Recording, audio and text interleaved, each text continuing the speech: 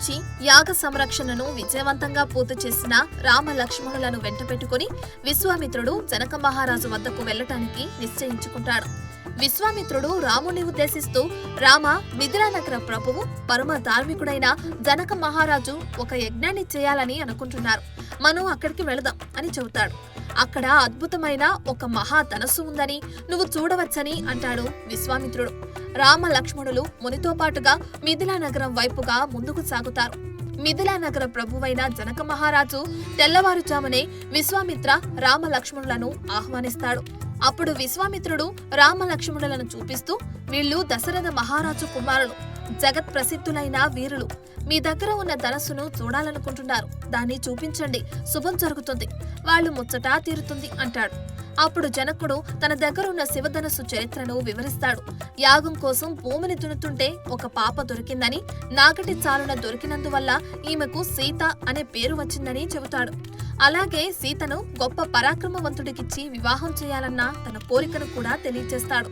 శివధనుస్సును ఎక్కుపెట్టగలవాడే సీతకు తగిన భర్త అంటాడు.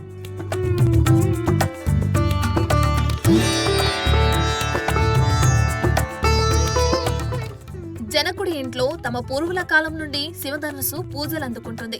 గతంలో ఎందరో రాజులు వచ్చి శివధనుస్సు ఎక్కుపెట్టాలని విఫల ప్రయత్నం చేశారు. ధనుస్సు ఎక్కుపెట్టడం మాట ఎలా ఉన్నా కనీసం కదిలించలేకపోయారు. ఈ నేపథ్యం అంతా విని శివధనుస్సును తెప్పించమన్నాడు విశ్వామిత్రుడు. సరేనన్నాడు జనకుడు. బలిష్ఠులు, దీర్ఘకాయులైన 5,000 మంది అతి కష్టం మీద శివధనస్సుతో కూడిన వేటికను తీసుకువచ్చారు.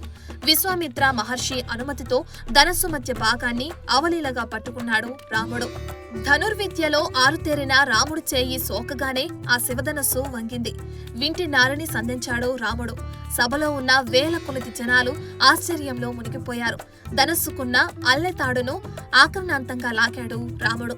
పిడుగుపాటులా భయంకర శబ్దాన్ని చేస్తూ విల్లు పెళ్లున విరిగింది.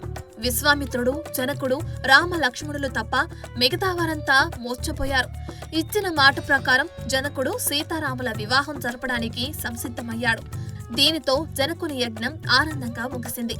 జనకుడు తన కుమార్తెలైన సీతను, ఊర్మిళను రామ లక్ష్మణులకు, తమ తమ్ముడు కుశధ్వజుని కుమార్తెలైన మాండవిని, శృతకీర్తులను భరత శత్రుఘ్నులకు ఇచ్చి వివాహం జరపడానికి నిశ్చయించుకుంటాడు.